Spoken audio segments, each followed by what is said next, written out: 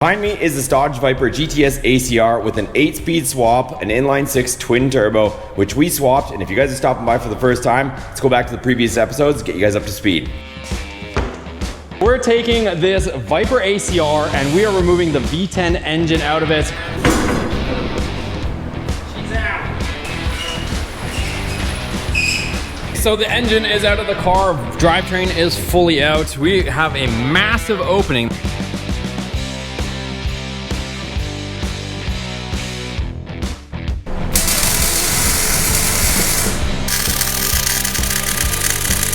All right, so the engine is mounted, you guys. There's one turbo number 2. Check out how nice this thing is, you guys. Their bearing technology, like, look at that. This thing is gonna spool like no other. All right, so we got the Holley intake module in there. Flanges all made up. Pretty happy with the results. Just tacked into place a couple ways. 244 millimeter Granatelli wastegates in place. I just got them tacked there.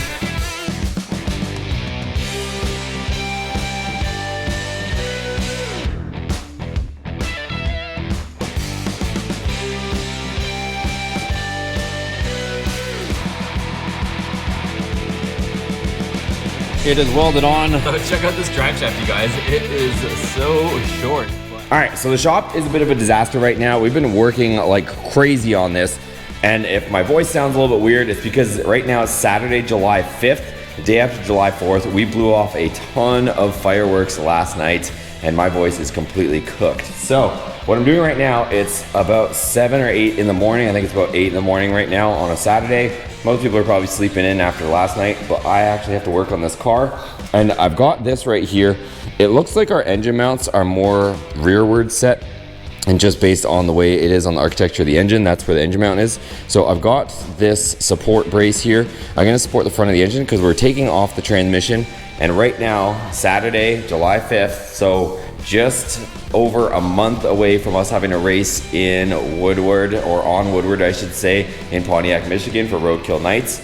We have to be over there, and I am taking out the transmission, and we are driving to New York to visit Pure, and they are building the transmission on our car. So let's go ahead. I'm gonna yank this out real quick. It's only a few bolts holding it in, but I want to support the front of the engine because it looks like there's more in the front of our engine mounts than the rearward. So let's put it up, support it, take the transmission out, and we got to get on the road.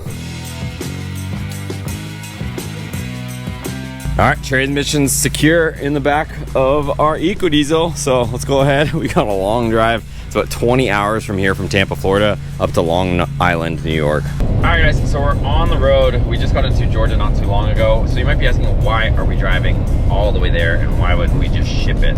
Reason is LTL shipping, it would probably take, give or take, about a week, probably 3-4 business days to ship it there. LTL is, what is it, less than truckload? Light truckload? Yeah. Anyways, LTL is like where it's just like a pallet because the thing's heavy enough that it has to be a pallet. So it would have taken 3-4 days, we'll call it a week to get there, and then 3-4 days pretty much burn up another business week to get back, plus whatever time they would need to build it. So this way, I'm driving straight up. Pure is gonna build it all on the same day, and then we're gonna head straight back. So I'm only losing 3 days, and it's just faster this way, it's safer this way. I'm not gonna not have the transmission for potentially 2 to 3 weeks. So that's why I'm driving there. As far as the drive, we got Brooke over here. She's along with us. We just stopped for some Whataburger, pretty much had to. And then this is what we got. So 12 hours left. It's at about 15 hours, I think. 15 or 16, no, 17 hours, right? Yeah. Yeah, 17 hours. 17 and a half. So 900 more miles to go, but I want to show you guys this. Check this out. So, Hurricane, what is it? Charlene? Chantel.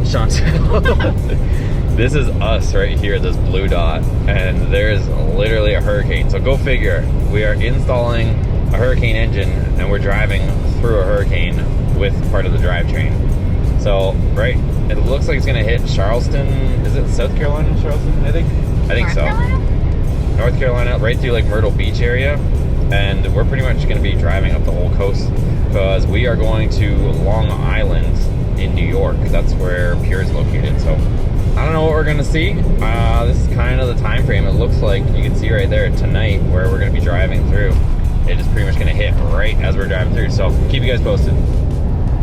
right, so it's about 7 o'clock. You can see the hurricane coming in. We're like in the thick of it, but we're gonna be out of here before these vans start to come in and start getting in our way. But anyways, it's kind of what it's looking like out here right now. We are in North Carolina, I believe, and we're just trucking. Still got 8.5 hours to go. We're gonna make it about 2/3 of the way tonight, and then the rest of the way tomorrow.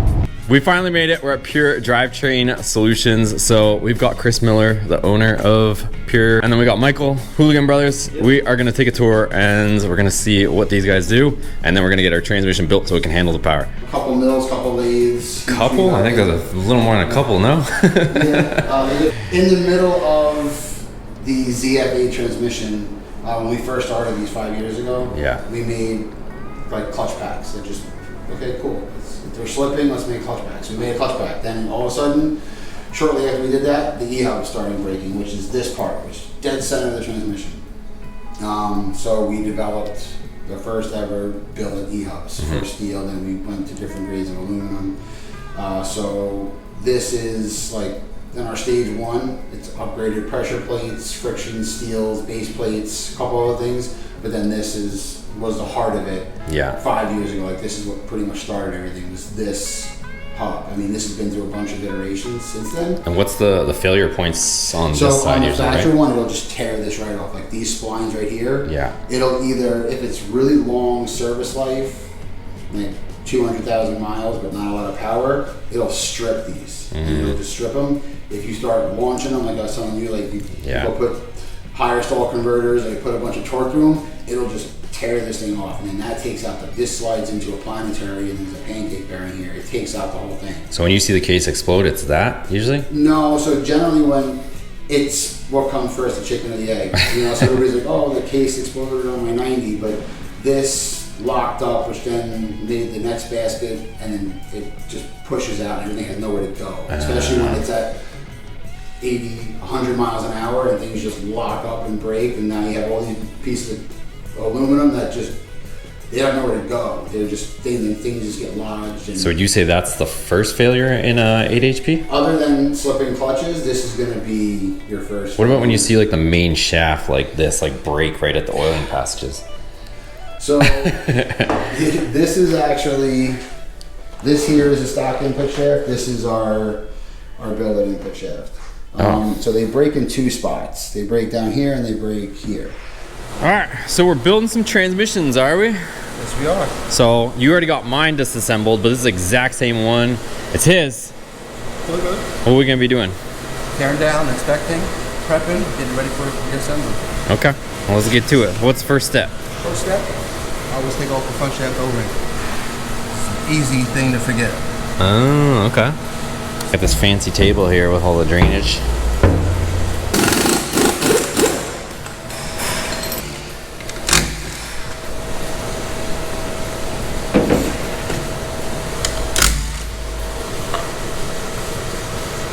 Remove this T40 bolt, pull up this aluminum tab, and pull out this plastic connector. Up here, take out the T40. All the big head bolts come out. Okay. Leave the little ones alone because that holds the valve body together. Just pick it up. Now it's time to remove the front pump. Now back to what I was saying before, if you forget to take off that front shaft O-ring, yeah, and try to remove the pump, you will get stuck. And it'll be a pain in the ass to get off.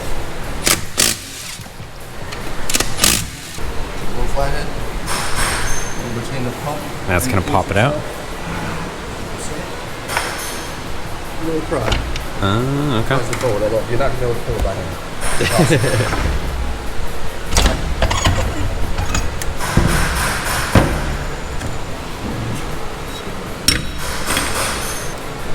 A-pack, C-clip removal.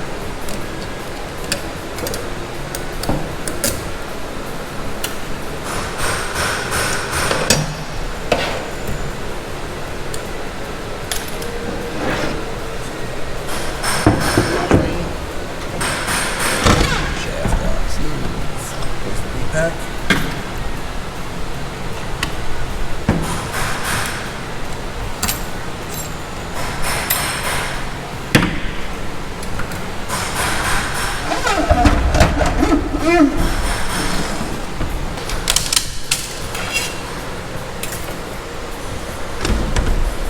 3 tabs that you push down. You're gonna pop out in order to unlock this B section.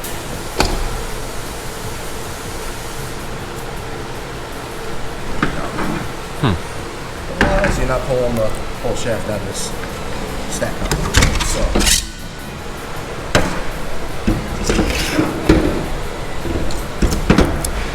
Just make sure you build mine better than you build his. They don't get built the same. Forget a clip or something in his. I gotta race him. Put a couple extra frictions in mine or something. So you've done enough of these, you know where everything goes, and whatever Yes, bucket of parts, you're just like, that's this C clip. You already got what? 3, 4 C clips? 3? 4? 1, 2, 3. And they're all slightly different. They're all different sizes. There's 2 that are exactly the same, which hold with the big gasket.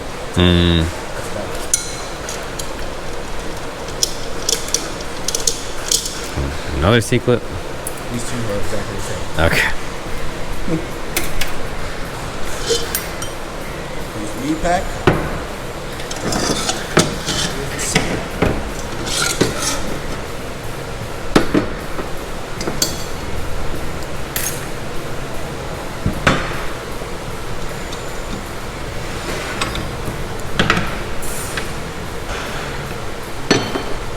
Check all seals, make sure nothing's torn, Okay. excessively worn. If it was, you'd be able to see it. This pack would be smoked. The seals would be torn up too.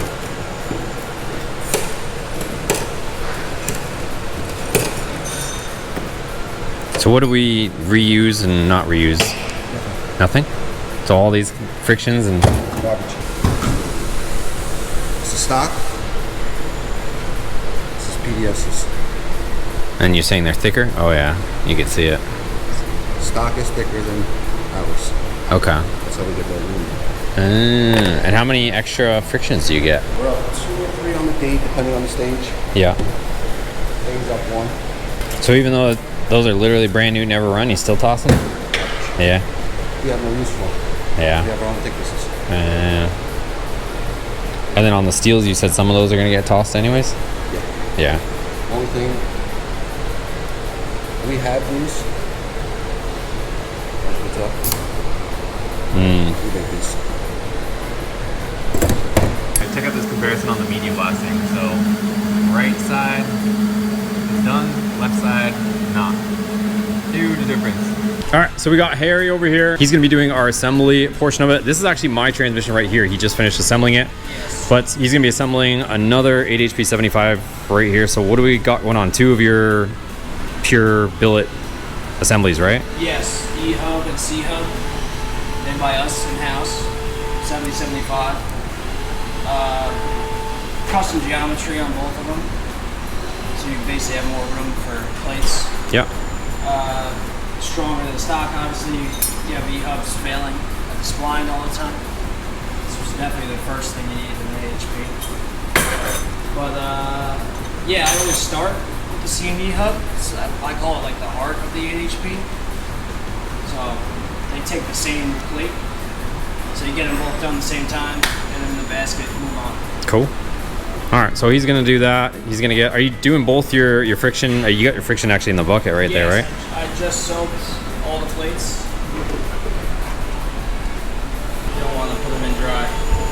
So he's got all those. He's pretty much just gonna go back and forth between steel and his frictions, right? And then assemble the 2 hub assemblies. Pretty much, yeah. So and then these are the C clips that hold the 2 assemblies together once you got them all stacked, right? Yeah, you got the turn spring, piston, hat for the piston. Basically, the pressure of each hub is held within the piston itself. And then, in addition to being your own friction discs, it's also going to be, are we stacking more? Like we're fitting more friction discs in here as well compared to stock, right? It's close to double what stock is. Really? Yeah. Oh, shoot. Okay. I thought you were going to be like, maybe 1 or 2 extra. It's like +5. Holy crap. All right. That's crazy. Yeah, in these builds, every clutch is up. Basically, I'm gonna stack them both up, assemble them, measure them, and then I shim up and down, depending on where my air gaps are, Okay. to reach whatever target I'm looking for. Gotcha. All right, where are we at? What are we doing? I just got finished with the starting stack on both of these. Got it on my fancy little press here. I'm gonna press the piston down against the spring and let's see what Cool. That's it. Yeah, I just have like a starting point. And I'll adjust to have different thickness plates, basically 40 thou, 50 thou, Yeah. all the way up to 140, depending on what the setup is. So I have thicker steel on the bottom of both, Yeah. and then the rest are either 40s and 50s, and I'll adjust. I have a starting stack, and then I'll adjust to get it exact spec. So that you end up with whatever tolerance with the feeler gauge you got. Exactly. Cool.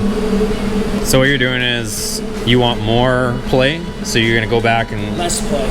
less play. So you want to Yeah. tighten it up. Yes. So you're gonna go back and put a thicker steel in there to bring it up, type thing. Exactly. Gotcha. I'm gonna switch out one of the 40 thous for a 50 thou.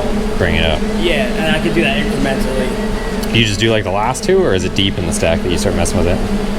Typically Or it doesn't I matter? keep the 50s or whatever the thickest plate on the bottom is on the outside of the stack, Okay. and the smaller guys will be in the middle. Easier that way. Yeah. So we got our C&E all stacked up. Clearance just the way we like it. Up a whole bunch on plates.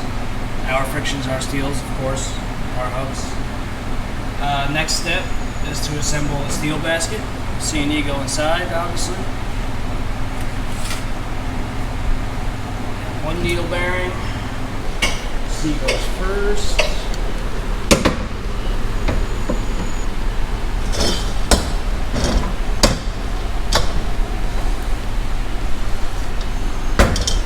Next needle bearing.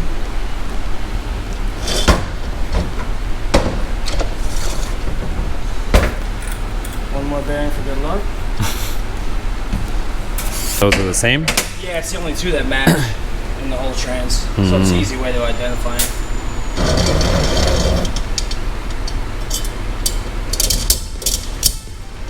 Come on, make sure it's seated. This guy.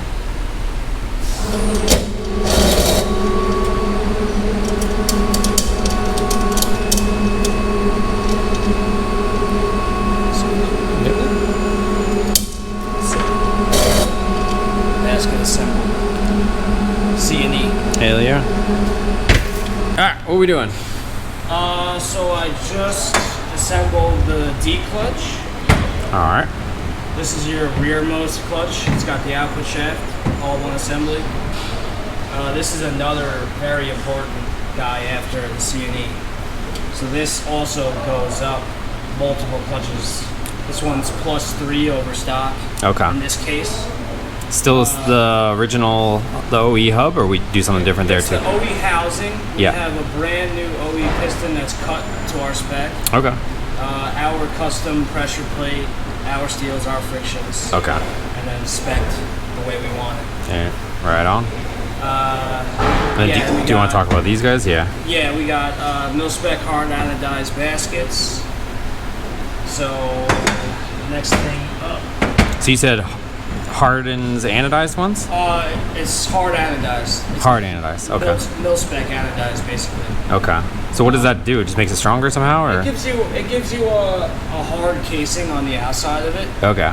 So it gives you a little bit of strength, and then it also is a good indicator for race applications that come apart every once in a while. It's going to give you good indications of what the clutch wear is doing on the Okay. splines. Okay. So there's two reasons that we do it: longevity and indicators for when we're rebuilding, basically. Cool. Yeah, so next piece is the steel basket, this planet, this guy, this clip.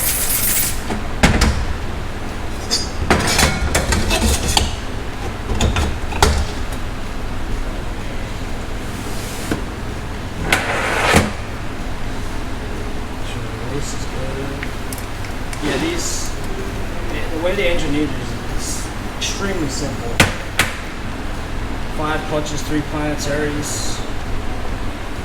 compared to older automatics, this is a giant leap forward.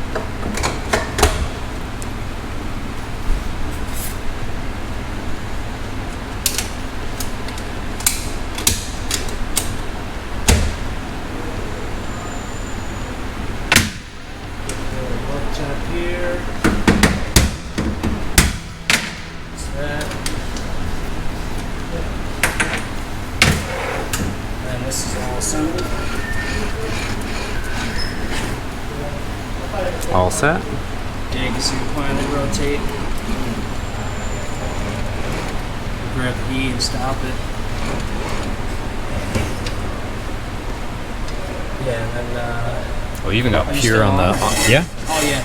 I see. You even got pure right on it. I saw it on the one side there. Yeah, it should be on this guy too, yeah. Yeah. So yeah, this is all assembled now. That thing cruises. Does it cruise like that stock too? Oh, I mean, Yeah? yeah, that's basically just riding on the The roller last bearing? needle bearing. Yeah, Okay. roller bearing. But yeah, they free spin very easily. It's wild. So now this is all assembled. This is all assembled. I could sit this guy right on top.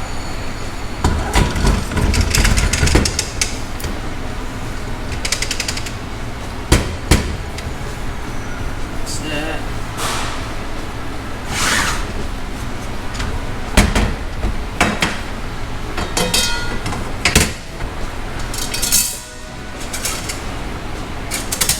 Not many special tools needed for these, but speccing everything right is definitely the most important. Okay.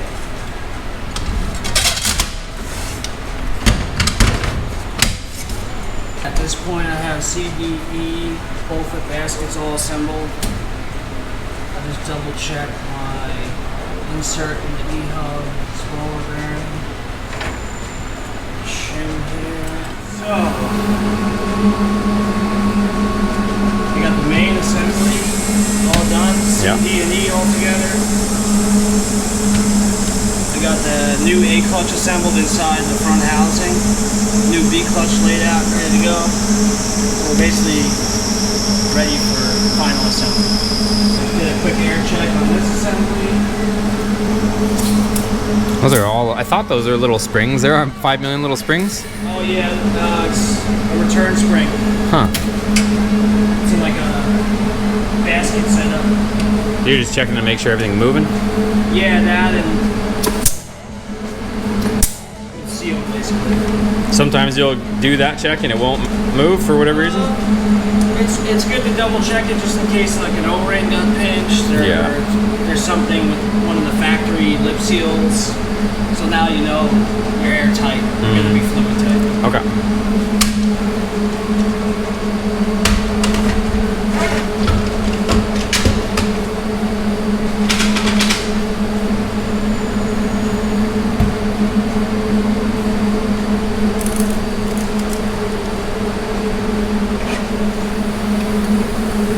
Next outer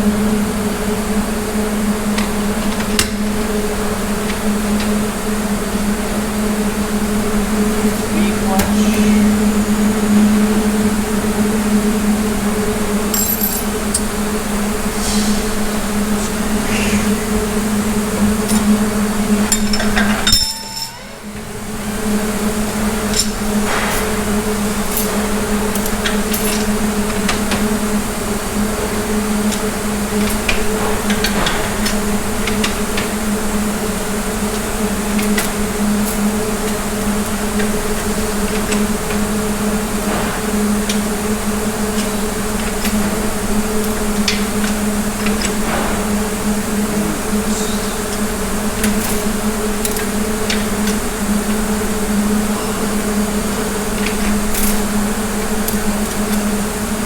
Last but not least,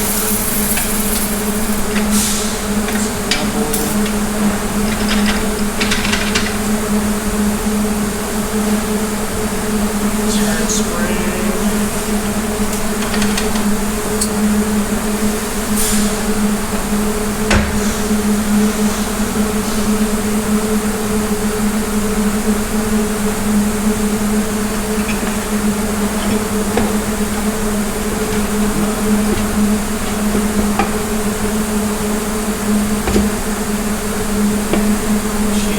That's it. Just gotta fold her up.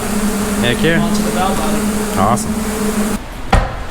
Valve body's in. That's it. Fold her up. Put all bolts on. Put the pan in. Put the rear flange in, and she's done. Seal her up. All right, guys, so that wraps up the build of an 8-speed transmission here at Pure. So I'll link them down below where you guys can get your transmission built. This place is like a clinic for 8 speeds. I would highly recommend them. All right, we are back in Lakeland, Florida. Transmission has made it, and she is now fully rebuilt. Let's unload this and get it back in the car. Okay, so we got our transmission down, and then what I'm doing right now, I wanted to run AMSOIL in this, but it's not gonna show up in time, and I need to get this in here, so we're just gonna run the ZF fluid in it. So we're gonna go ahead, start filling the converter, try to get this as full as possible, and then we'll put it in. And then I'm also going to fill this up as much as possible with the transmission down, because it's gonna be a lot easier, because once it gets in the chassis, things get pretty tight in there. But I'm gonna do my best to fill it as much as possible, and then we'll slide the converter in. All right, so we got quite a bit of fluid in there, so I'm gonna go ahead, pop it onto the transmission, and then, like I said, see how much fluid I can put in here before putting it up. And the transmission is all back in place.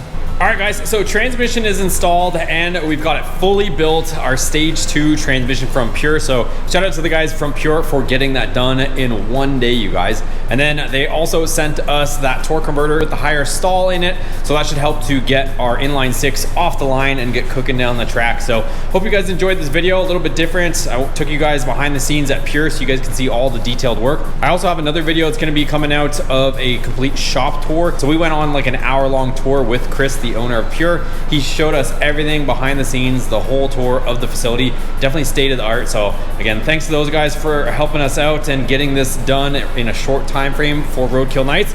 Thanks for watching. Check out the other videos on how we got to this point. Give it a thumbs up, and we'll see you guys on the next video.